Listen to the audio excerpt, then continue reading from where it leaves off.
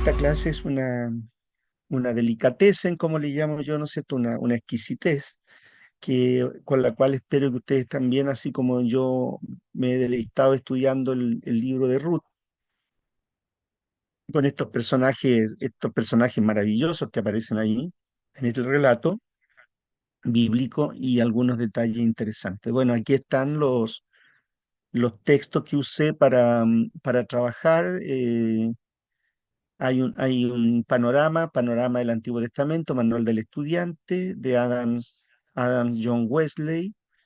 Después viene el panorama que nosotros usamos del Antiguo Testamento, el mensaje, forma y trasfondo del Antiguo Testamento. El libro que estamos usando es muy bueno. Cada vez que avanzo yo más y lo uso, ¿no es cierto? Es realmente un material de mucha información y una información muy interesante. Después la versión internacional de la Biblia y la Reina Valera también, que está abajo, ya son parte de la material que yo usé, y un libro de Samuel Pagán, libros poéticos y sapienciales del Antiguo Testamento. ¿Ya? Ahí está entonces lo que tenemos. Bueno, vamos inmediatamente con la ubicación en el canon de este libro. La tradición judía, como lo van a ver ustedes, aquí está ¿no es cierto? Está el canon del Antiguo Testamento según nuestra tradición, la tradición protestante evangélica, y en el caso nuestro se ubica después de Jueces. Ya van a ver ustedes por qué entonces se ubica en este lugar y está dentro de los libros históricos. Ya, eso es una cosa muy interesante. Por supuesto, hay una referencia histórica directa que es muy importante, ¿no es cierto?, para el desarrollo de la historia del Antiguo Testamento, así que no deja de ser importante el libro de Ruth. Eh, y bueno, y en la mayoría de las Biblias, ¿no es cierto?, nuestras, aparece clasificado allí, y antes de Samuel, por supuesto. Eh, bueno, se sitúan después del libro de los jueces, este relato se sitúa después del libro de los jueces, porque tiene que ver entonces con el relato de la época. ¿Eh? Bueno, y este es de lo que está ahora. A ver, ahí sí, ahí marqué dónde está Ruth en la Biblia hebrea, en el Tanaj, ¿no? En la Tanaj, Tanaj, en el Antiguo Testamento, y está en los Ketubín, en los escritos, ¿ya? Está entonces clasificado Ruth. Entonces se fijan que hay un cambio. Bueno, acá no aparecen, como hemos en algún momento dicho, en la Biblia hebrea no aparecen los históricos, no aparecen como históricos, ya aparecen más bien como proféticos, ¿no? Eso por ahí vimos alguna discusión, algún comentario al respecto, ¿ya? Bueno, entonces Ruth aparece en la clasificación como escritos en, en la Biblia hebrea, ¿ya? Ya hemos avanzado bastante, no sé, hemos avanzado, voy a volver hacia atrás. em, Hemos avanzado bastante porque a veces uno no se percata, ¿no? Pero quiero dejarle el detalle, ¿no? Primero hemos pasado todo el Pentateuco, o para los hebreos la Torá. Hemos hablado de Josué, jueces, y ahora ya estamos en Ruth. Ya estamos a punto de entrar ¿no es cierto?, libros que podríamos llamar propiamente históricos, reyes, crónicas, y, ¿no es cierto?, estaríamos terminando por aquí. Ya, Esdras, Nehemías, Esther serían los últimos libros que nos quedarían. Así que vamos, como se dice en hípica, en tierra derecha. Estamos en la última parte, ¿no es cierto?, ya entrando a la última parte de este curso. Bueno, el título y el propósito de este libro, Ruth es el personaje principal del libro y lleva el nombre de una mujer. ¿Ya? como pocos libros, solamente 2 libros tienen este título, como voy a mencionarles más adelante. El libro de Esther y el libro de Ruth son los únicos que tienen nombres de mujer. Ella era una mujer piadosa de Moab, o sea, no era judía. Esto es un elemento también muy interesante, quien tuvo gran fe y amor para el Dios de Israel. La ley le prohibía ser parte de Israel. Este es otro elemento interesante en el caso de Ruth, ¿no? Porque, claro, según, si ustedes se acuerdan, las prohibiciones que Dios le entregó al pueblo de Israel, ¿no es cierto? Ellos no debían tener alianzas con los pueblos vecinos, pero básicamente eso se debía a que los pueblos vecinos adoraban a dioses, ¿no es cierto? A otros dioses que no eran Dios, que no era Jehová. Entonces, claro, por eso había estricta prohibición. Pero en este caso, con Ruth pasa lo contrario, ¿no es cierto? Ruth se convierte al Dios, ¿no? Al Dios de los israelitas, a Jehová. Su historia nos enseña que Dios se complace en mostrar misericordia a las personas de todas las naciones. Ruth, como Rahab, era gentil. Ambas fueron antecesoras del Mesías judío. O sea, además, ¿no es cierto? Ruth, la moabita, pasa a ser parte, como veremos más adelante, de la ascendencia del rey David, por un lado, y como del rey David, ascendencia también del Mesías. Los tiempos de los jueces eran tiempos, como hemos visto, tiempos oscuros, tiempos en que el pueblo de Israel estaba viviendo una etapa muy compleja. Como lo vimos en la clase anterior, eran tiempos pecaminosos y oscuros. Y entonces aparece la historia, ¿no? De esta mujer, de Ruth. Desde esos días ha sido como una estrella que brilla en la oscuridad, realmente una historia, ¿no es cierto?, tanto de Ruth como de Noemí, ¿no? Yo una vez prediqué sobre esto y les dije a los hermanos que yo encontré dos, porque el Proverbios pregunta, ¿no? Eh, Mujer virtuosa, ¿quién la hallará? Entonces yo encontré aquí dos mujeres virtuosas, ¿ya?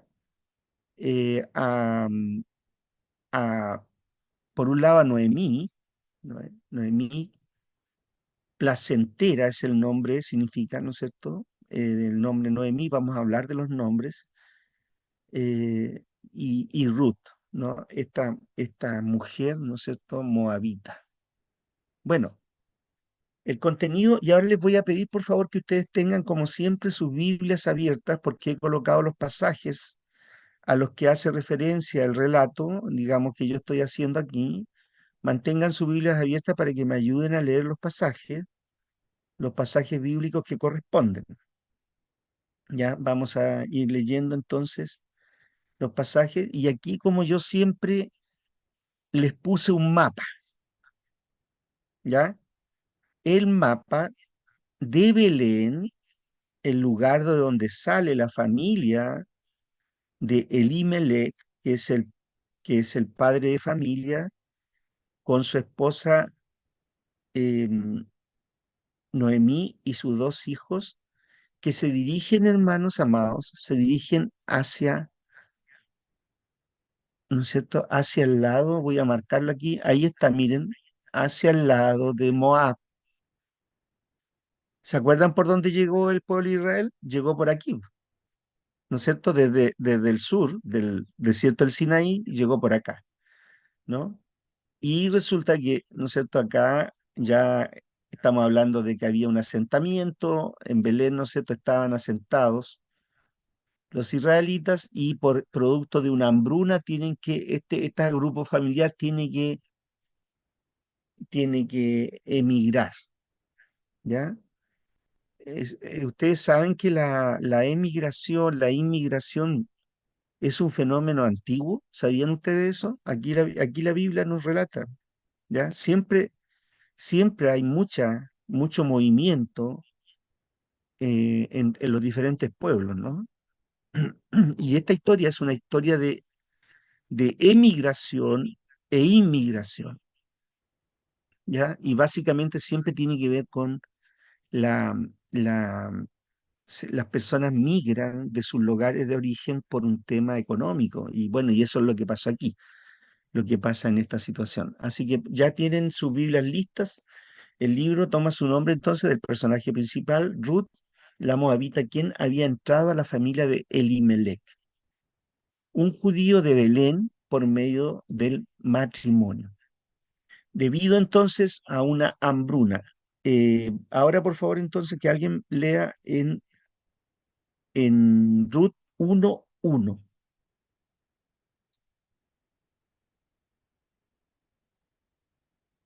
Yo, pastor, aló, Hermano Marcial. ya, 1:1. Dice, aconteció en los días que gobernaban los jueces, y hubo hambre en la tierra, y un varón de Belén de Judá fue a morar en los campos de Moab, él y su mujer y sus dos hijos suyos. Ese sería el primer 1:1. Ya, eso solamente, solamente el capítulo 1, versículo 1. Sí. Ahí ya tenemos harta información, ¿ah? Tenemos una información muy valiosa, muy valiosa, ¿ya? Fíjense ustedes que gobernaban los jueces, o sea, era el tiempo de los jueces todavía. Esta historia se desarrolla ahí. Y en ese periodo hubo una gran hambre, allí donde ellos estaban viviendo. Entonces, este varón de Belén, ¿no? Llamado Elimelech, tomó a su familia, a su esposa, Noemí, y a sus dos hijos, ¿no es cierto? Y los llevó a vivir, ¿ya? Elimelech se había trasladado a Moab junto con su esposa Noemí y sus dos hijos. Por favor, otra persona que lea el versículo 2.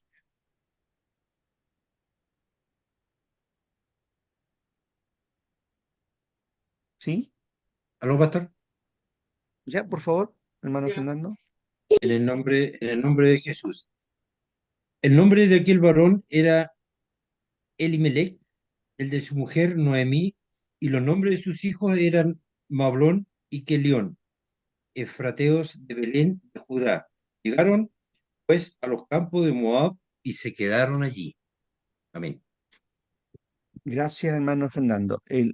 Los, el, la distancia son 100 kilómetros. 100 kilómetros. Yo calculé la distancia y es la distancia que hay entre, a ver si alguien me ayuda con otras distancias. Yo como vivo acá en la quinta región, es la distancia que hay entre Santiago y Valparaíso y Viña. Santiago y Viña. Son 100 kilómetros. Son como, de viaje, acá son como 1 hora 50 más o menos lo que se demoran los buses entre Santiago y Viña. A De ver, alguien que me Valparaíso, diga hermano Marcial. ¿Sí? de Valparaíso hasta para Hurtado, y tomas Cerrillo para Santiago. Ya, perfecto.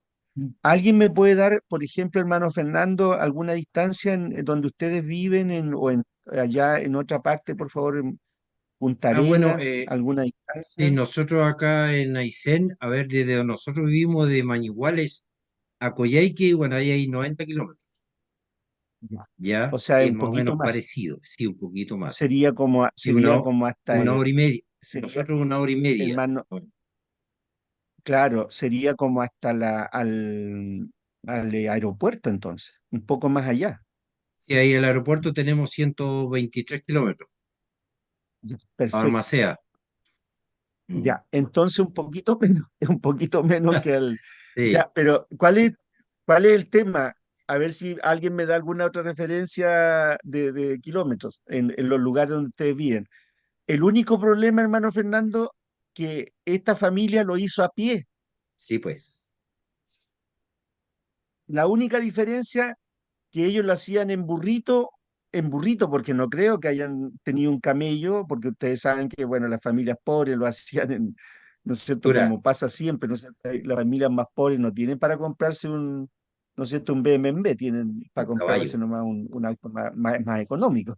sí, pues. Entonces, seguramente ellos lo hicieron, de hecho lo hicieron caminando, digamos, así que la cosa es bastante compleja, ¿ya?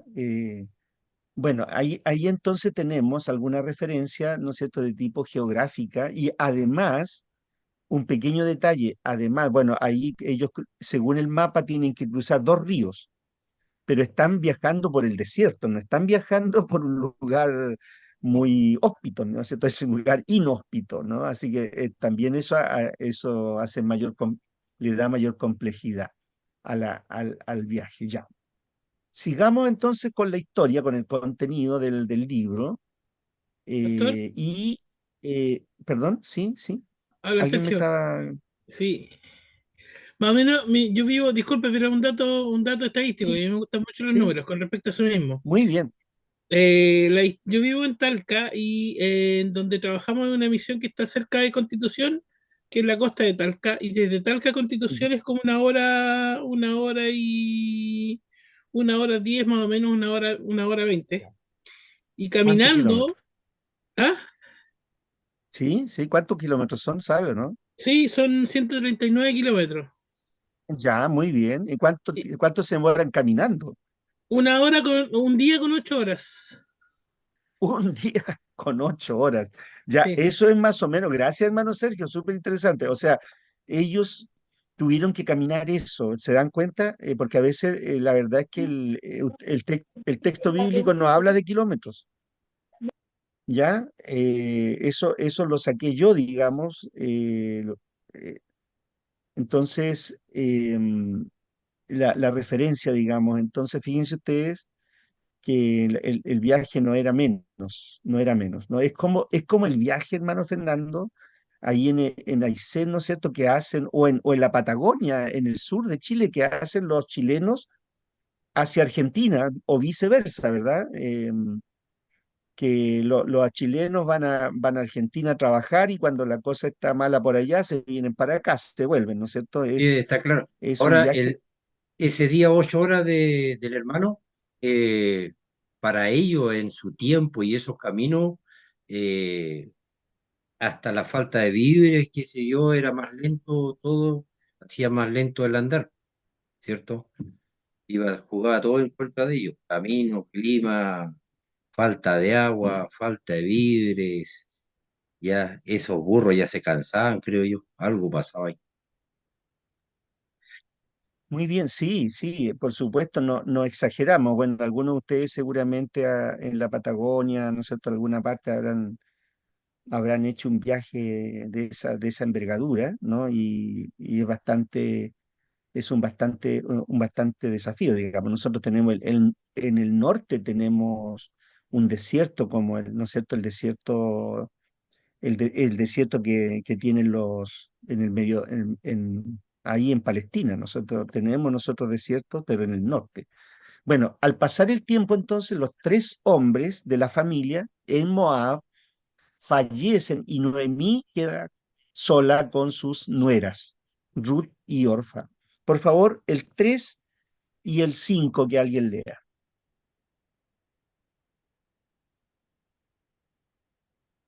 Otra persona, por favor, que lean los versículos 3 y 5 del capítulo 1. El 3 y el 5. Sí, El 3. Y murió Elimelech, marido de Noemí, y quedó ella con sus dos hijos, los cuales tomaron para sí mujeres moabitas.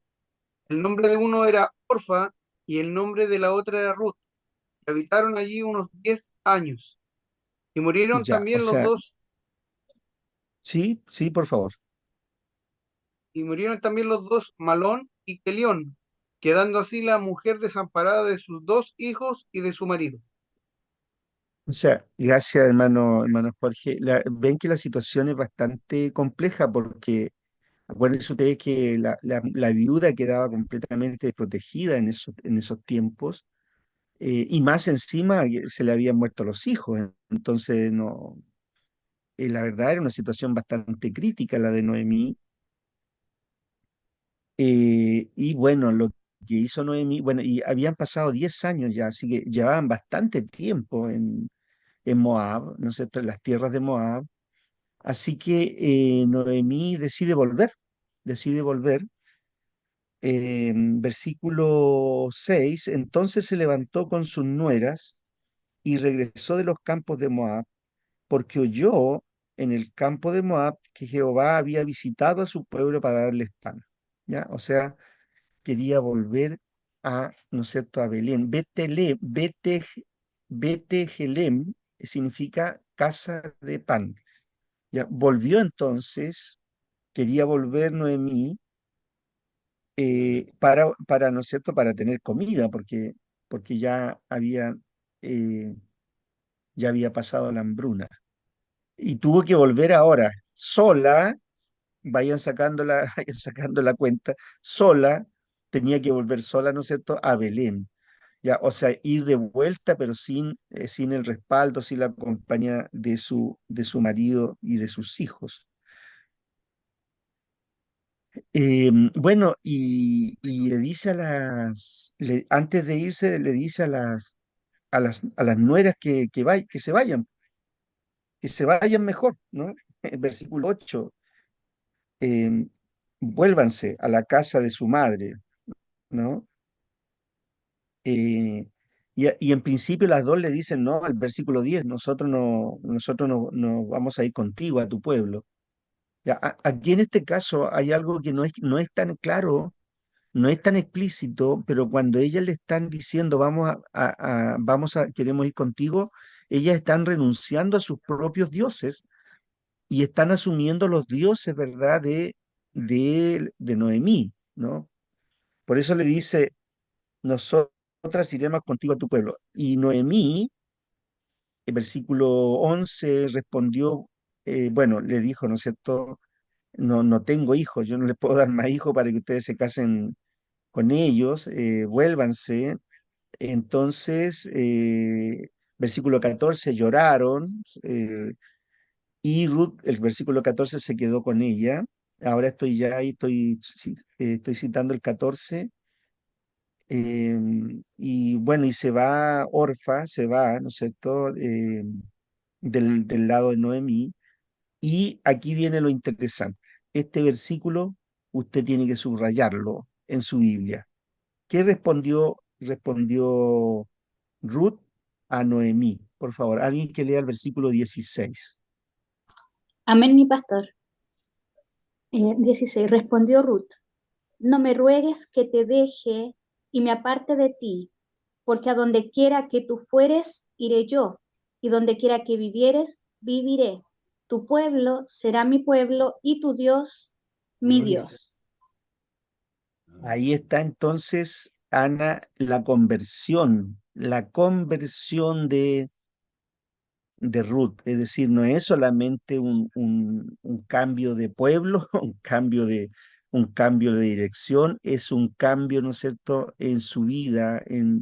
Ella entonces tiene una conversión hacia Jehová. Ya, ahí yo diré que está la diferencia, la gran diferencia, ¿no es cierto? Bueno, eso dice, ¿no?, que Dios siempre ha querido no solamente que el pueblo de Israel le conozca, sino que también personas como Ruth pasen a formar parte del pueblo escogido. ¿Ya? Y eso es lo que finalmente, ¿no es cierto?, en el proceso de toda la revelación del Antiguo Testamento se ve claramente después en Jesucristo, ¿no? Este nuevo Israel, ¿no?, que se forma a partir de la iglesia, ¿no?, de este Israel del nuevo pacto. Bueno,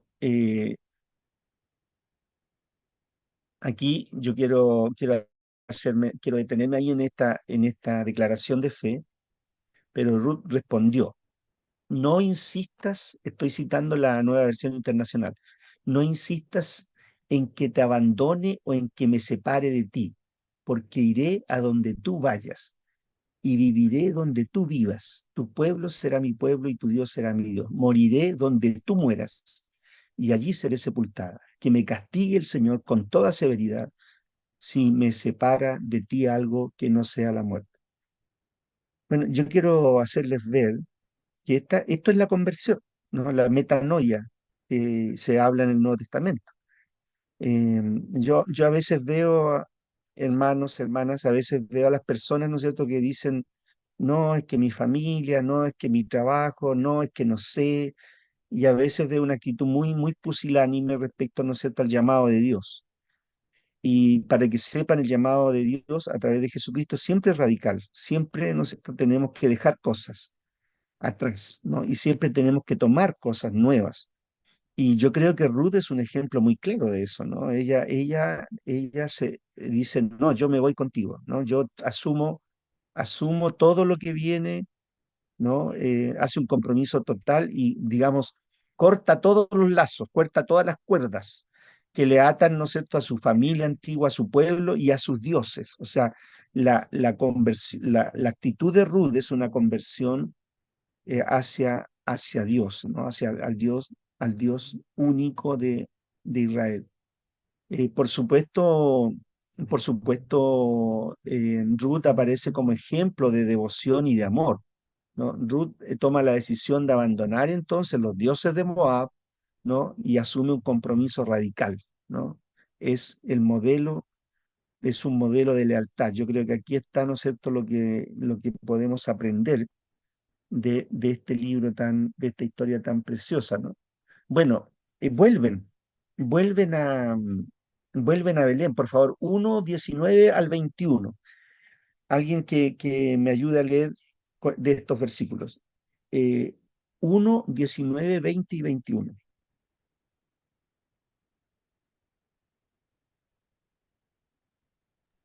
Amén. Sí, sí, por favor, Aide. Amén. Anduvieron pues ellas dos hasta que llegaron a Belén, y aconteció que habiendo entrado en Belén, toda la ciudad se conmovió por causa de ellas, y decían, ¿no es esta Noemí? Y ella le respondía, no me llaméis Noemí, sino llamadme Mara, porque en grande amargura me ha puesto el Todopoderoso. Yo me fui llena, pero Jehová me ha vuelto con las manos vacías. ¿Por qué me llamaréis Noemí, ya que Jehová ha dado testimonio contra mí y el Todopoderoso me ha afligido? Ya. Ahí está entonces, de alguna manera, ¿no es cierto?, la queja de Noemí por la situación que estaba viviendo, no era para menos, ¿no es cierto? Ya no me llamen Noemí, llámenme Mara, ¿no? Es el juego de palabras que usa, eh, ¿no es cierto?, en el relato ahí para hablar de la situación que estaba viviendo. Bueno, y para poder sobrevivir entonces, y como, fíjense ustedes qué interesante porque versículo 22 dice, así volvió Noemí y Ruth la Moabita, su nuera con ella, volvió de los campos de Moab y llegaron a Belén, y fíjense ustedes la última frase que aparece en la Reina Valera 60, al comienzo de la siega de la cebada. O sea, había siembra y estaban pronto a cegar. Entonces, inmediatamente empieza a cambiar el panorama porque tienen de dónde sacar para comer, ¿verdad? Tienen la posibilidad de encontrar algo para comer, ¿ya? Y bueno, y le dice Noemí a su nuera que vaya a recoger, ¿no? A recoger las espigas al campo. Eh,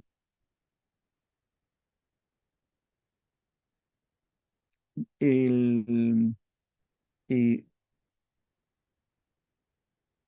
por favor, el 2 del 1 al 3. Alguien que lea 2 del 1 al 3. Y el versículo 7 también.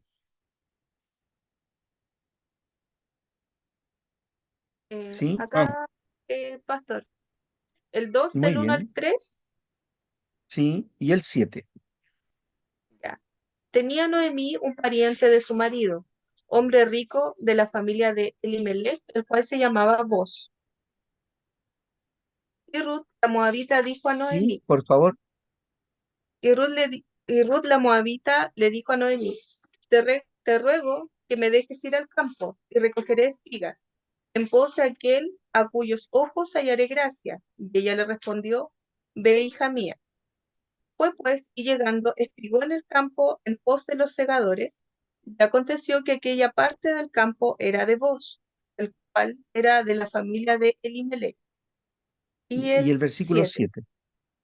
y ha dicho, te ruego que me dejes recoger y juntar tras los segadores entre las gavillas.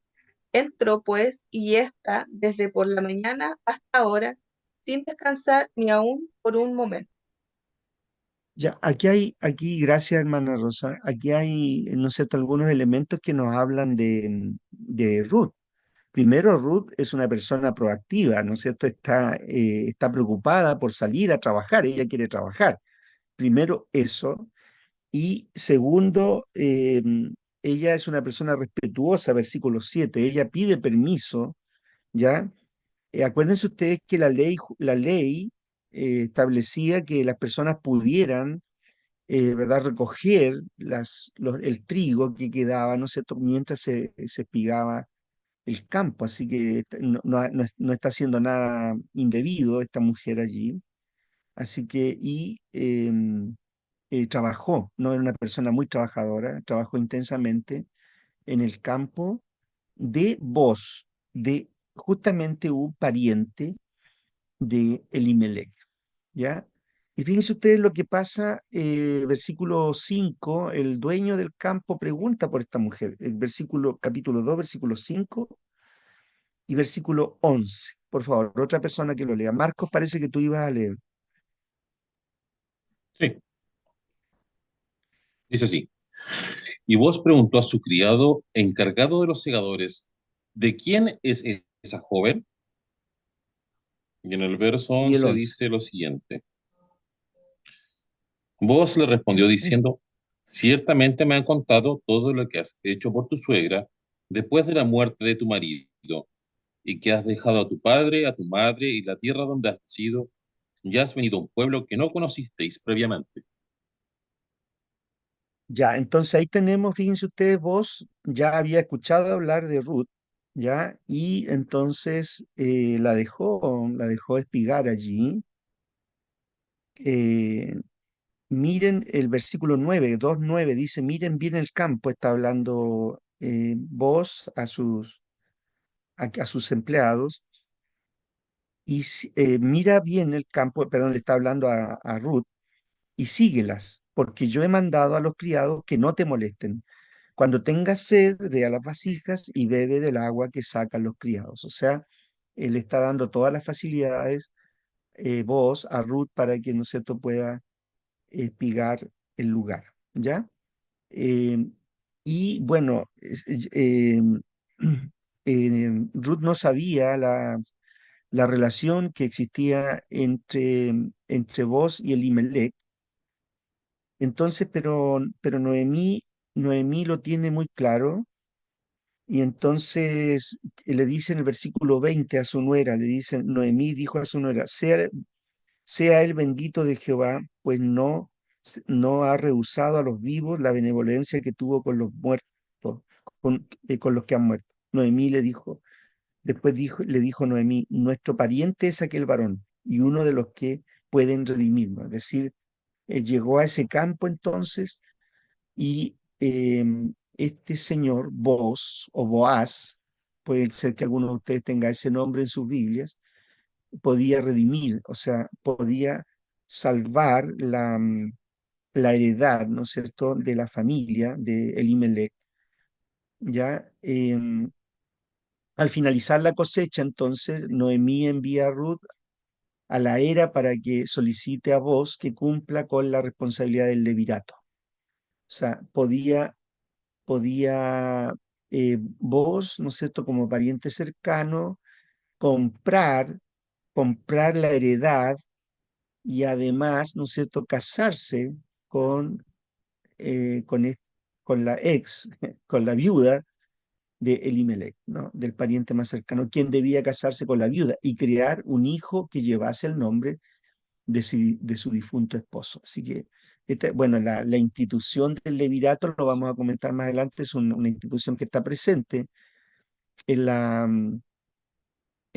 cultura, digamos, religiosa y social del pueblo de Israel.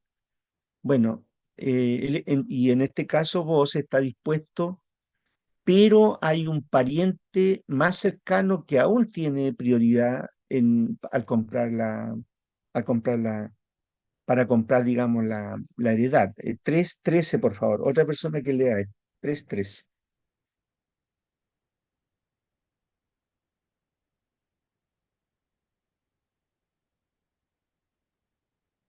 ¿Lo leo yo? Sí, por favor, hermano Marcial. Sí, 3:13 dice, pasa aquí la noche, y cuando sea de día, si él te redimiere bien,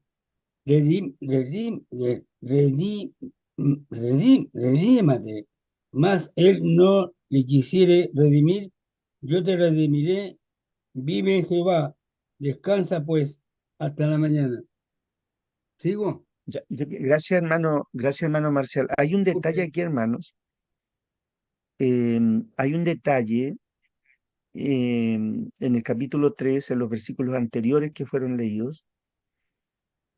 Em, por favor, quiero detenerme en el capítulo 3, los versículos 1 en adelante, para que ustedes vean un detalle aquí que cuando yo lo leí, digamos, y lo estudié, me llamó mucho la atención. Dice, ahora estoy en el capítulo 1, capítulo 3, versículo 1. Después le dijo su suegra Noemí, hija mía, ¿no te he de buscar hogar para ti, para que te vaya bien? ¿No es vos nuestro pariente con cuyas criadas tú has estado? He aquí que él avienta de noche, esta noche la parva de las cebadas. Te lavarás, pues, y te ungirás, y vistiéndote tus vestidos irás a la era, mas no te darás a conocer al varón hasta que él haya acabado de comer y de beber. Cuando él se acueste, notarás el lugar donde se acuesta e irás y descubrirás sus pies y te acostarás allí. Y él te dirá lo que hayas de hacer. Y ella respondió, haré todo lo que me mandes. Descendió pues a la era e hizo todo lo que la suegra le había mandado. Entonces y cuando vos hubo comido y bebido, y su corazón estuvo contento, se retiró a dormir a un lado del montón. Entonces ella vino calladamente y le descubrió los pies y se acostó. Y aconteció que a la medianoche se estremeció aquel hombre y se volvió. Y aquí una mujer estaba acostada a sus pies. Entonces él dijo, ¿quién eres? Y ella respondió, yo soy Ruth, tu sierva. Extiende el borde de tu capa sobre tu sierva, por cuanto eres pariente cercano. Y él le dijo, bendita seas tú de Jehová, hija mía, has hecho mejor tu postrera bondad que la primera, no yendo en busca de los jóvenes, sean pobres o ricos. Ahora pues no temas, hija mía, yo haré contigo lo que tú digas, pues toda la gente de mi pueblo sabe que eres mujer virtuosa. Y ahora, aunque es cierto que yo soy pariente cercano, con todo eso hay pariente más cercano que yo. Pasa aquí la noche, este es el texto que estaba leyendo el hermano Marcial, y cuando sea de día, si él te redimiere bien, redímate, mas si él no te quisiere redimir, yo te redimiré. Vive Jehová. Descansa pues hasta la mañana.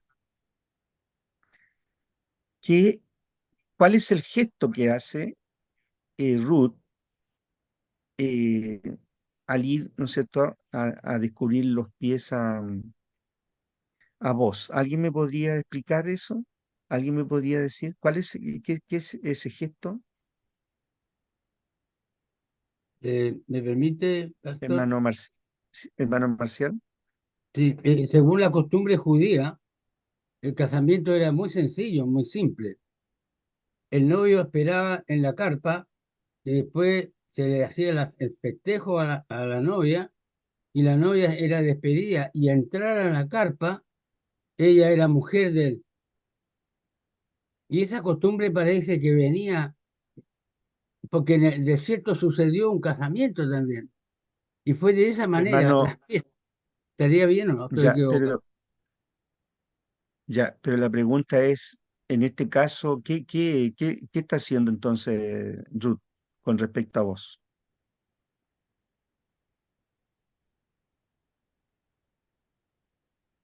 Es como que ella se fue a ofrecer. Sí, Es una actitud de tipo, se dan cuenta que ella Noemí le dice, arréglate bien, ¿ya? Hay hermano Marcial, hay una insinuación de tipo sexual, Sí. ¿ya? Lo que pasa es que el relato bíblico lo suaviza, pero lo que hay ahí es todo un Una comportamiento de insinuación. tipo sexual, ¿no es cierto? Donde la mujer va a acostarse con vos y se dan cuenta que después, fíjense ustedes el versículo 14, fíjense ustedes lo que dice, y después que durmió a sus pies hasta la mañana, se levantó antes que los hombres pudieran reconocerse unos a otros, porque él dijo, no sepa que vino mujer a la era. ¿Por qué tenía que él preocuparse si tenía, ¿no es cierto?, si la mujer ¿qué había hecho a la mujer que le preocupara? Era eso, es decir, porque la acción de Noemí, de Ruth, perdón, era una acción, ¿no es cierto?, era como muy bien dice mi hermano Marcial, era una acción de tipo, digamos, de insinuación sexual. ¿Ya? Entonces, indudablemente iba a ser muy mal visto que ella estuviera ahí. Así que, bueno, ahí ustedes tienen, y bueno, lo bueno es que en este caso vos responde positivamente ¿no es cierto?, a esto que ocurre ahí y decide redimir a el campo. Pero tenía un problema porque había un pariente que tenía derecho sobre él, ¿ya? Un derecho anterior. Entonces, lo que hace vos es reunir a los ancianos en la puerta del pueblo y les plantea la situación y le plantea a este pariente, ¿no es cierto?, que él tiene que comprar la heredad y el pariente le dice, yo lo hago, pero si vas a comprar la heredad, entonces tienes que casarte con la viuda, con Ruth. Entonces el pariente dice, no, no, no, no, gracias, yo no puedo casar, no puedo comprar, así que yo desisto, ¿no? Y entonces al desistir él, puede vos, que tenía además dinero, tenía el dinero suficiente para hacer esta transacción. Entonces lo que pasa ahí, según el texto bíblico, estoy relatando de acuerdo al texto bíblico, le entrega el zapato. Esa es la manera, ¿no es cierto? No es que no van a ningún, como nos pasa aquí en Chile, ¿no es cierto? A algún lugar para hacer una escritura. No, le pasa el zapato y le dice, ya, eh, está hecho el negocio. Yo voy a comprar esa heredad y yo eh, voy a casarme con aquella mujer, ¿ya? Capítulo 4 capítulo 4 del 1 al 8, lo voy a leer yo, dice, Vos subió a la puerta y se sentó allí, a la puerta de la ciudad. Ya también aquí tenemos, fíjense ustedes, el relato nos muestra también ya una especie de asentamiento. ¿Se acuerdan que yo les he dicho que al principio los israelitas cuando llegaron vivían en carpas? Aquí ya están asentándose y están construyendo ciudades en las cuales, ¿no es cierto?, que las ciudades están rodeadas, amuralladas, que era lo que los israelitas encontraron cuando llegaron entonces a la tierra prometida. Entonces, en la puerta de la ciudad se hacían todas las transacciones, ¿ya? Entonces él llama a los ancianos y empieza este tira y encoge, ¿no? En el negocio, ¿no? Ustedes saben, los, estos señores son muy buenos para el negocio, así que empieza la transacción, ahí la conversa, ¿no es cierto? ¿Qué ofreces tú, mi hijito? Le dice uno al otro, ¿no? Pero yo no tengo, le dice el otro, ¿no es cierto? Em, y le dijo, fulano, ven acá y siéntate. Y él vino y se sentó. Versículo 2. Entonces él tomó a 10 varones de los ancianos de la ciudad y dijo, sentaos aquí, y ellos se sentaron. Luego dijo al pariente Noemí, que ha vuelto del campo de Moab, vende una parte de las tierras que tuvo nuestro hermano Elimelech. Y yo decidí hacértelo saber y decirte que la compres en presencia de los que están aquí sentados y de los ancianos de mi pueblo. Si tú quieres redimir, redime. Y si no quieres redimir, decláramelo para que yo lo sepa, porque no hay otro que redima sino tú y yo después de ti. Y respondió el hombre, ¿no es cierto? Yo redimiré. Entonces replicó Booz: el mismo día que compre las tierras de mano de Noemí, debes tomar también a Ruth la Moabita, mujer del difunto, para que restaures el nombre del muerto sobre su posesión. Respondió el pariente, fíjense ustedes el cambio de decisión. No puedo redimir para mí, no sea que dañe mi heredad. Redime tú usando mi derecho para que yo no compre, no, porque yo no podré redimir. Había ya desde hacía tiempo esta costumbre en Israel tocante a la redención y el contrato para que la confirmación de cualquier negocio, para la confirmación de cualquier negocio. El uno se quitaba el zapato y lo daba a su compañero, y esto servía de testimonio en Israel. O sea, con el zapato entonces estaba todo el negocio estaba zanjado. Ya por favor, no lo hagan eso ustedes, ¿no es cierto?, en ninguna parte, porque si no, no les va a los pueden engañar. Bueno, el hijo nacido de este matrimonio se celebra como el hijo nacido a Noemí, ¿ya? Según el capítulo 4, vamos a leer del 13 al 16. Esta preservación del linaje familiar es un evento muy significativo porque el niño Obed se convertirá en padre de Isaí, padre de David. O sea, este niño entonces nacido de Ruth, la moabita, o sea, una mujer extranjera, pasa a formar parte del linaje davídico, del linaje del rey y finalmente también del linaje mesiánico. Versículos 13, leo y termino al 17. Vos, pues, tomó a Ruth, y ella fue su mujer, y se llegó a ella. Y Jehová le dijo que concibiese y diese a luz un hijo. Y Jehová le dio que concibiese y diese a luz un hijo. Y las mujeres decían a Noemí: loado sea Jehová, que hizo que no te faltase hoy pariente cuyo nombre será celebrado en Israel, y el cual será restaurador de tu alma y sustentará tu vejez, pues tu nuera que te ama lo ha dado a luz, y ella es de más valor para ti que 7 hijos. Y tomando Noemí el hijo, lo puso en su regazo y fue su aya.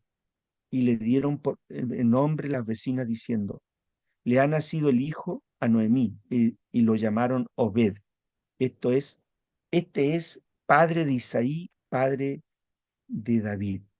Ahí está entonces, ¿no es cierto?, la historia, la novela, como ustedes van a darse cuenta, esta historia, ¿no es cierto?, tan linda que aparece en la Biblia.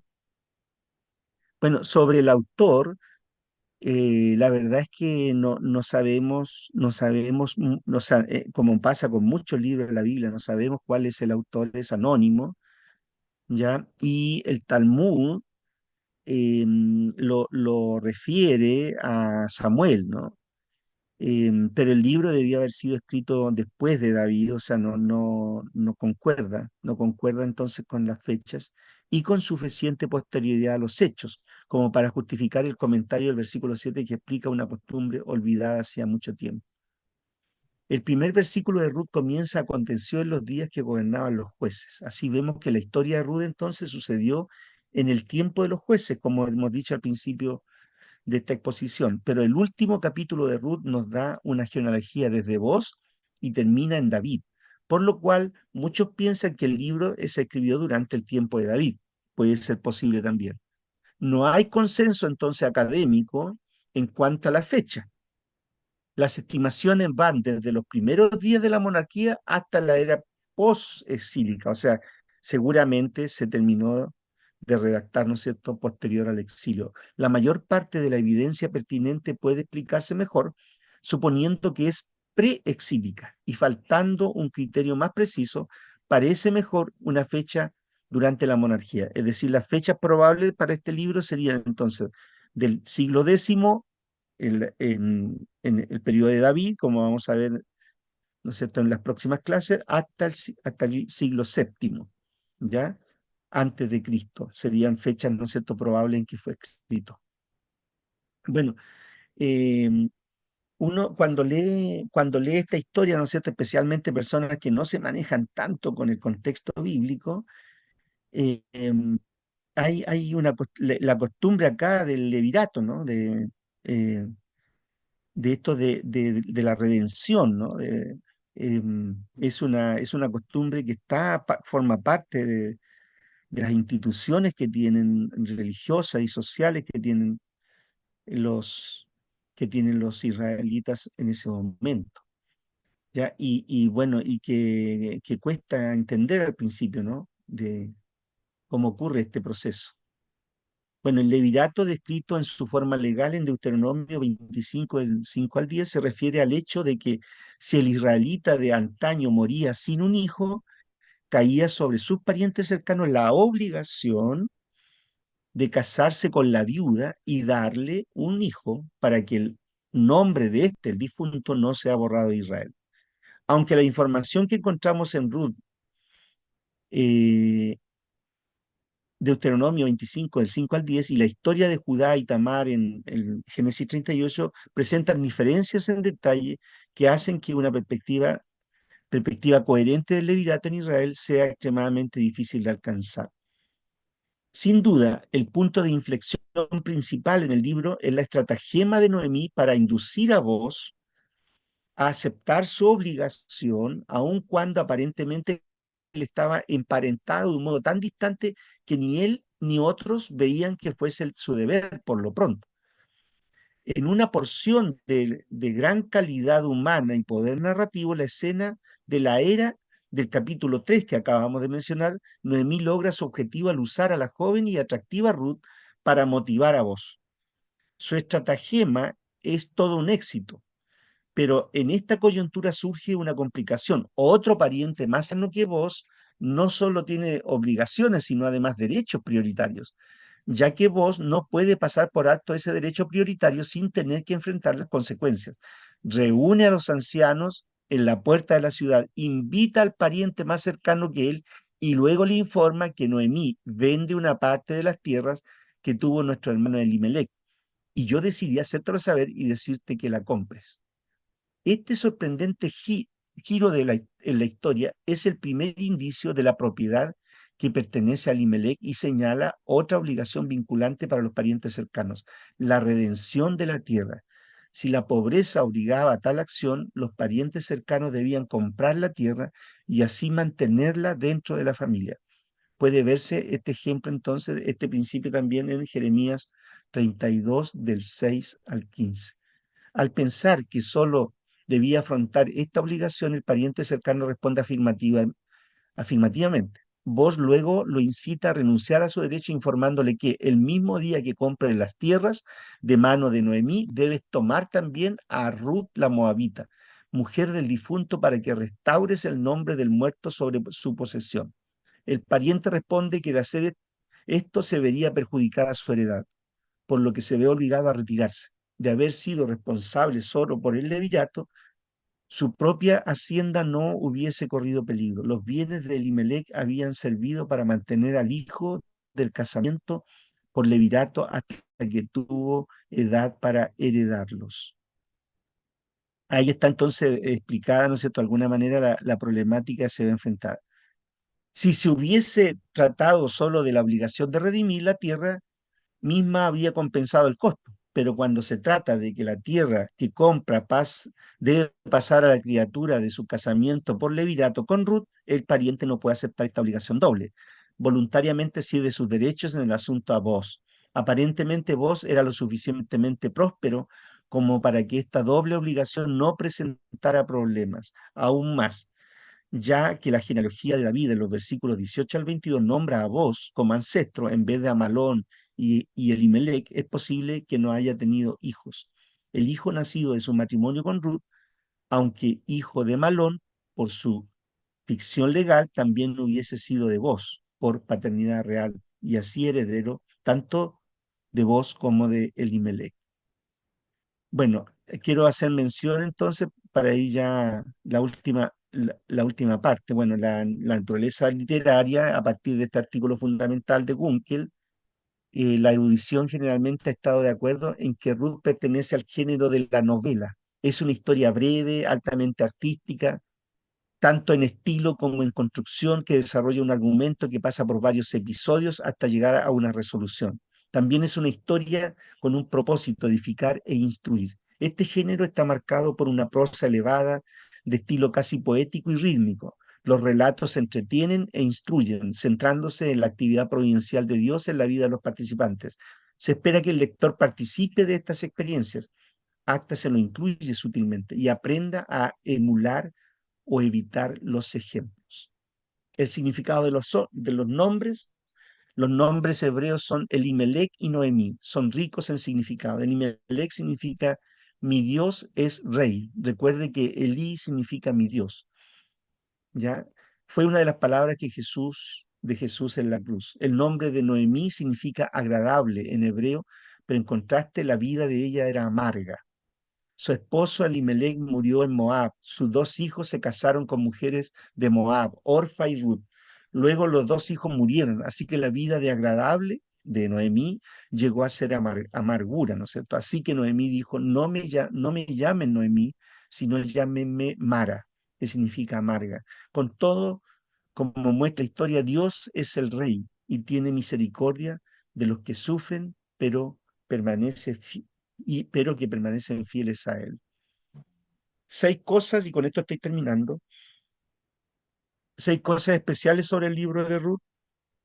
Ruth es uno de los 2 libros bíblicos con nombre de mujer. El otro es Esther. La historia de Ruth brilla como una estrella en los tiempos oscuros de los jueces. Muestra que Dios ama a los gentiles y desea salvarlos. Enfatiza la redención, así como vos redimió a Ruth, Jesús nos redime a nosotros. El libro es famoso por las palabras de Ruth en los versículos 16 y 17.